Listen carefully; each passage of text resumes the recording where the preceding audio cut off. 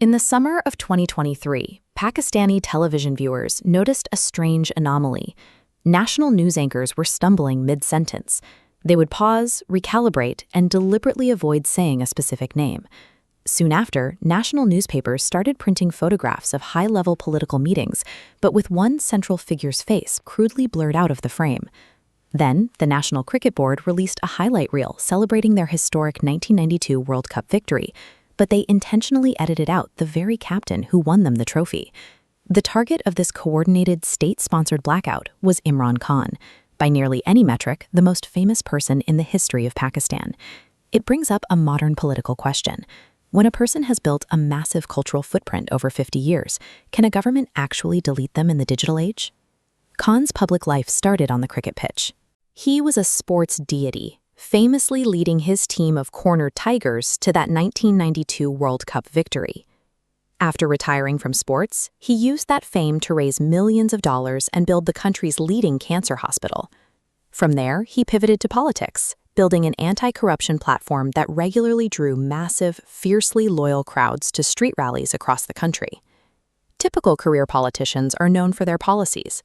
Khan has been a daily fixture in Pakistani culture for 5 decades. His identity is completely embedded in the national consciousness. He eventually became prime minister in 2018, but his tenure fractured after a severe falling out with Pakistan's powerful military establishment. The conflict escalated violently in May 2023, when armed paramilitary forces smashed their way into a courthouse to arrest him. He was sent to a 6-by-8-foot prison cell. Stripped of his political titles, he was officially redesignated as Prisoner 804. With Khan physically locked away, the state issued strict directives to the media. Television networks were barred from showing his face or speaking his name on the air. As the national election approached, authorities stripped his political party of its voting symbol, a cricket bat, leaving millions of illiterate voters without a way to visually identify his candidates on the ballot. This is the classic 20th century censorship playbook. You physically isolate a leader, cut their communication lines, and starve them of public attention until they simply fade away.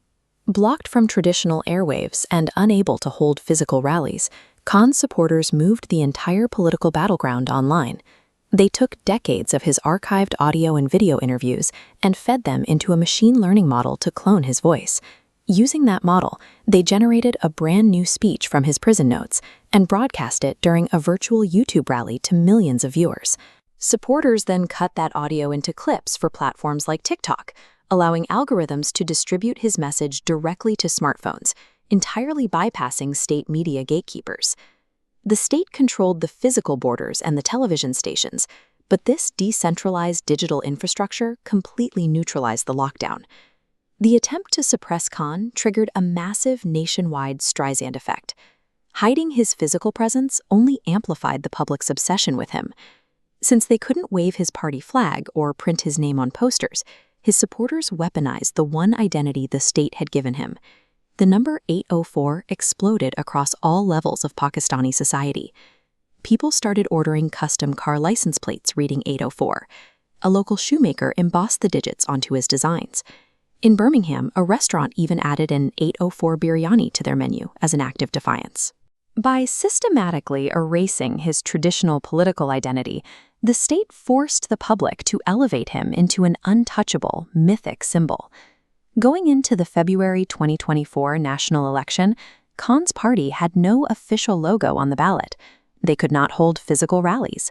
Their leader was entirely banned from television. This bar chart shows the results of that election. Independent candidates loyal to Khan won the most seats, completely defying the establishment's political engineering.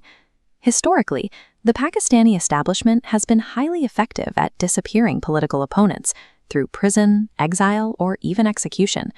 But in an era of decentralized social media, artificial intelligence, and endless digital archives, trying to erase a 50-year cultural icon doesn't delete them from history. It immortalizes them. ऐसे ही बेहतरीन notebook LM की videos देखने के लिए हमारे channel को like और subscribe कर दें।